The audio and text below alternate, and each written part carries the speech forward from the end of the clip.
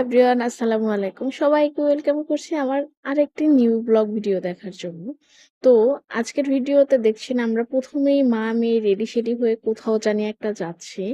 তো মেইনলি আপনাদের ভাইয়ার কি একটা কাজ ছিল বলতে তার চশমা ভেঙে ফেলছে তার মেয়ে, এই কারণে চশমা ঠিক করাবে। তাই আমাকে আগেই ফোন দিয়ে বলে দিছে যে বাসার নিচে এসে কল দিলে যাতে আমরা রেডি হয়ে নিচে নেমে যাই। এই যে নিচে চলে আসলাম আর আপনাদের ভাইয়াও চলে আসছে। তো এখন হচ্ছে একটা রিক্সা ঠিক করে নিয়েছিল, আমরা রিক্সায় করে চলে যাব। আর বলতে বলতে চলে আসলাম এই যে চশমার দোকানে। আমাদের বাসার কাছেই হচ্ছে সবকিছুর দোকান মোটামুটি আছে। তো যাই হোক, চশমার বায়না দিয়ে হচ্ছে আমরা এখানে দেখলাম হাঁসের সেদ্ধ ডিম। তো সেটা কার কার পছন্দ অবশ্যই কমেন্ট করে জানাবেন, আমার খুব পছন্দ। আর সেখান থেকে ডিম খেয়ে চলে আসলাম হচ্ছে স্বপ্নতে কিছু টুকিটাকি বা টুকটাক কিছু বাজার করার জন্য। তো দেখছিলাম যে কি নেওয়া যায়, কারণ মাসের লাস্ট সময় তো দেখা যায় কি বেতন পাইলে বা স্যালারি পাইলে তো হচ্ছে মাসিক বাজার করাই হবে। তো বাসায় হচ্ছে কোনো ধরনের বিস্কিট কিছু নাই এগুলো। তারপর হচ্ছে আমার অনেক প্রয়োজনীয় জিনিস ডায়েটের, এগুলো হচ্ছে সব শেষ হয়ে গেছে।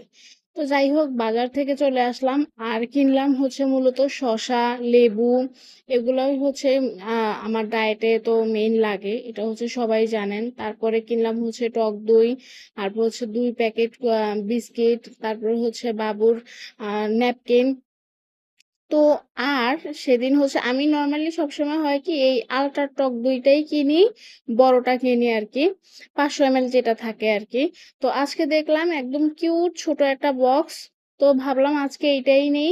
আর নিলাম হচ্ছে এই যে বাবুর ন্যাপকিন। তো এগুলা রেখে হচ্ছে ভাবলাম আগে বাবুকে একটু খাওয়াই নেই, তারপর হচ্ছে রান্নাবান্না করব। রান্নাবান্না এই যে বসাই দিছি। প্রথমত দিনের বেলা আজকে আমার শরীরটা খারাপ ছিল আর আমি হচ্ছে টাইম পাইনি, এটাই হচ্ছে মেইন কারণ। আর রান্না করব হচ্ছে এই ছিলকা সহ আলু দিয়ে। আর এই ছিলকা সহ আলু কিন্তু আপনাদের ভাইয়ার খুব পছন্দ। আপনাদের ভাইয়ার পছন্দের কারণে হচ্ছে আমি কখনোই আলু হচ্ছে ওইভাবে ছিলে তারপরে হচ্ছে রান্না খুবই কম সময় করি। তো আজকে এই ছিলকা সহ আলু দিয়ে পাবদা মাছ রান্না করব। একদম সিম্পল একটা রান্না, কারণ কালকে সকালে আপনাদের ভাইয়াকে অফিসে আবার খাবার দিতে হবে।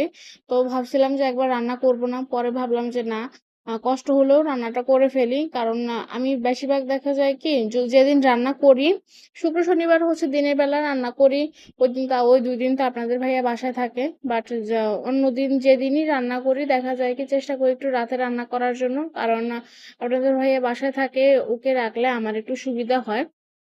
যাই হোক, এখানে মসলা কষানোর পরে